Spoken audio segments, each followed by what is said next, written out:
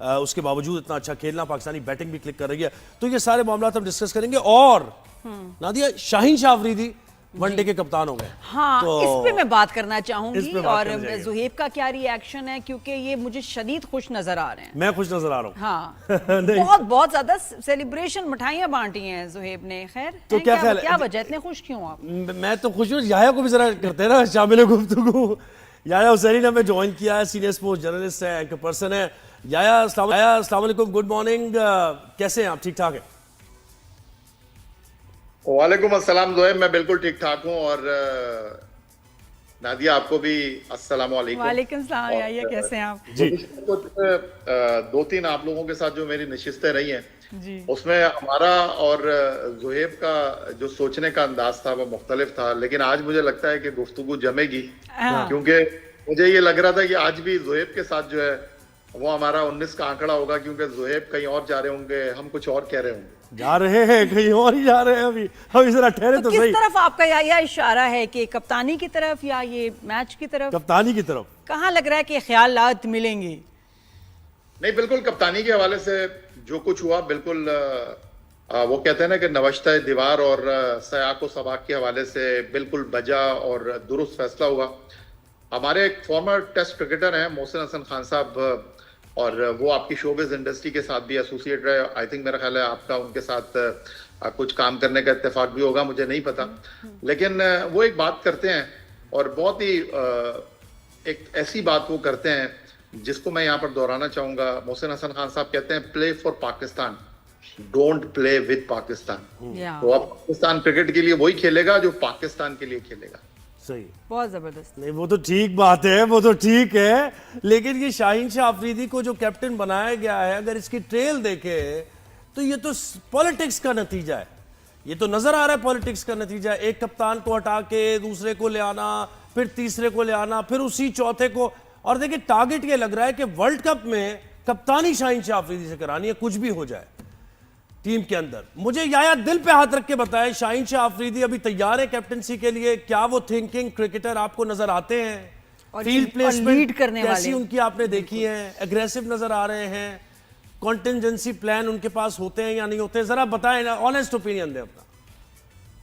देखिए ज़ोहैब, आप क्रिकेट को समझते हैं, क्रिकेट को जानते हैं, तो मैं आपसे एक मैच्योर गुफ्तगू की उम्मीद करूंगा।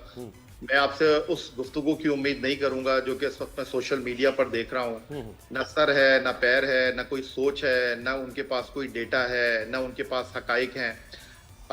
सबसे पहला सवाल तो ये है कि कप्तानी से हटाया क्यों गया है रिजवान को? बहुत सारी उसकी वजूहात हैं। माइक हेसन ने वेस्ट इंडीज के बाद ये तय कर लिया था कि वो रिजवान के साथ नहीं जाएंगे।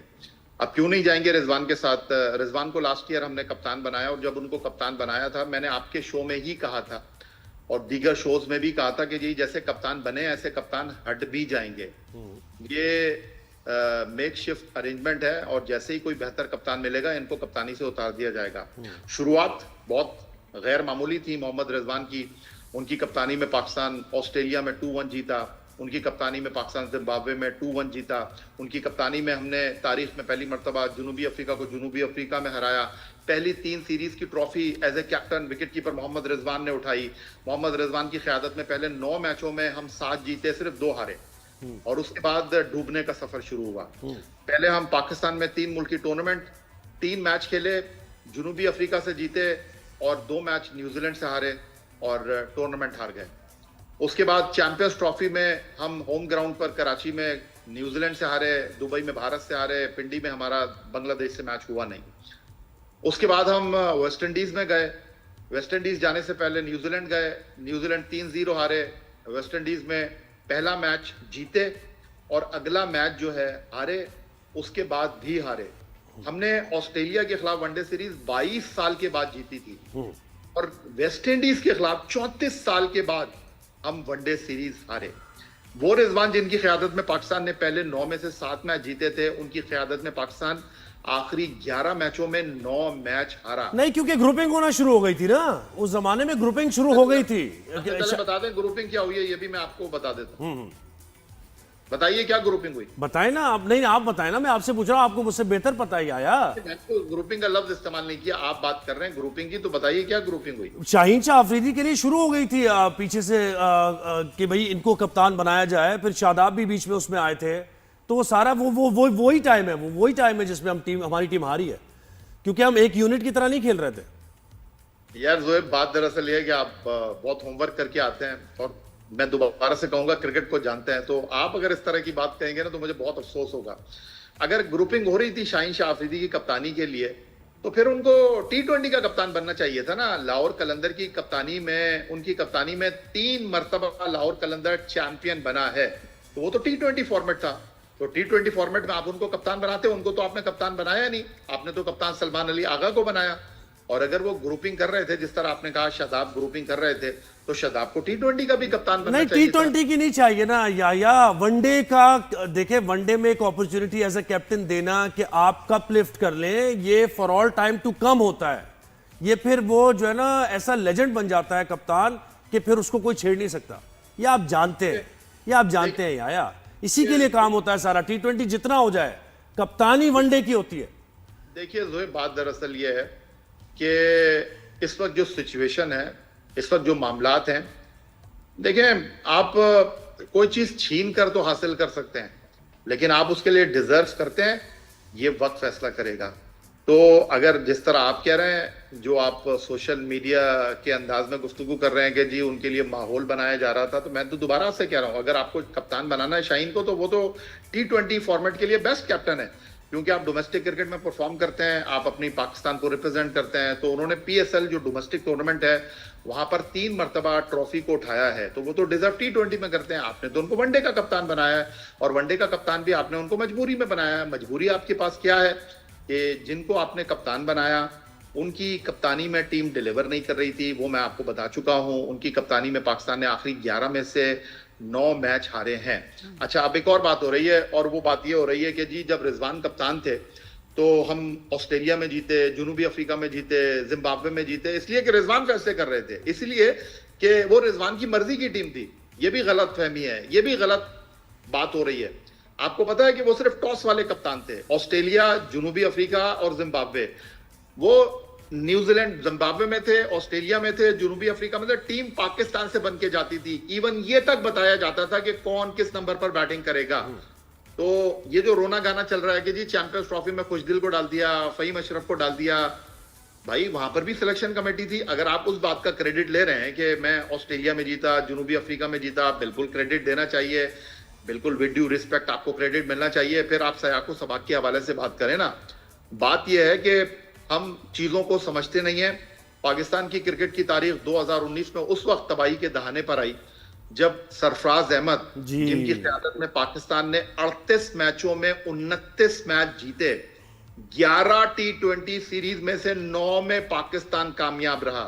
सरफराज अहमद को आपने दूध में से मक्खी की तरह निकालकर बाहर कर दिया।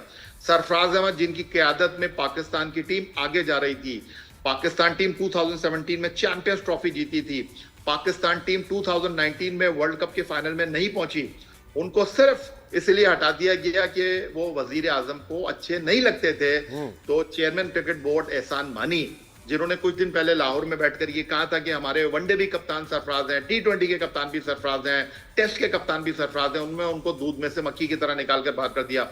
उस वक्त क्यों नहीं बोले हमारे ये फॉर्मर क्रिकेटर्स, उस वक्त क्यों क्रिकेट से मोहब्बत करने वाले क्यों नहीं बोले क्या सरफराज पाकिस्तानी नहीं था? नहीं, उस वक्त तो ग्रुप भी एक ही था ना, बाबर, रिजवान और ये शाहीन वगैरह, बहुत ही जबरदस्त ग्रुप चल रहा था, ये बेहतरीन था ये ग्रुप। देखिए सच बात ये तो ऐसा है, हकीकत तो है। जबान पर अभी आपने खुद ही बात कर दी, ग्रुपिंग किसने की 2019 में, और अब आप कह रहे हैं कि अब ये ग्रुप चल रहा है। बस अच्छा यार, चले आज के टेस्ट की बात कर लेते हैं ना। ये जो पाकिस्तान ने बैटिंग दिखा दी है, मुझे लग रहा है कि आप क्या समझते हैं कि अगर आज भी हमने 100 रन और जोड़ लिए किसी भी तरीके से, तो मैच हमारे पास आ जाएगा? ये तो मेरे तो एक बात समझ नहीं आ रही कि ये जनूबी अफ्रीका वाले जो है वो हाथ में मक्खन लगाकर आए हैं, वैसलीन लगाकर आए हैं, क्या करके आए? कैचेज नहीं पकड़े जा रहे हैं इनसे।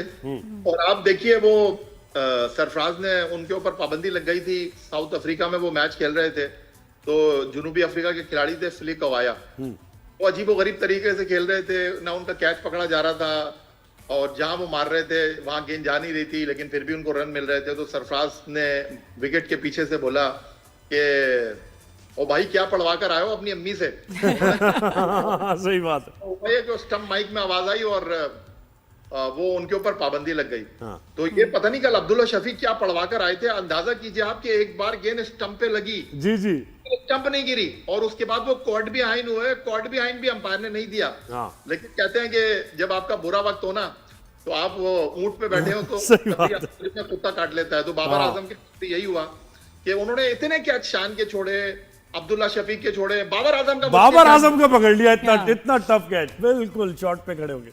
सही है। अच्छा, ये ट्रॉफी का क्या हुआ, एशिया कप वाली ट्रॉफी का? एशिया वो कप वाली कहाँ ट्रॉफी का है क्या हुआ यार? यार, उसका बताएं बताएं भैया। जरा। हैं? एशिया कप की ट्रॉफी दुबई में एशियन क्रिकेट काउंसिल के ऑफिस के लॉकअप में रखी हुई है। और चाबी भारत की किसके पास है? बहुत दूर है। वो जो ऐसे कहते हैं ना कि तमाम दवाएं बच्चों की पहुंच से दूर है। ज्यादा खराब होने की सूरत में डॉक्टर से रुजू करें। तो डॉक्टर जो है उनके सैयद मोहसिन रजा नकवी साहब हैं। और चाबी उनके पास है। अब पेशेंट आ नहीं रहा उनकी क्लिनिक पे। यार बहुत शुक्रिया, बड़े मजे की डिस्कशन रही। Thank you. बहुत मैं हो तो गई। बिल्कुल आराम से चुप करके सुन रही थी कि यार क्या मैच चल रहा है। कुछ पॉपकॉर्न वगैरह भी होता ना तो बड़ा मजा आता, चने ही हो जाते।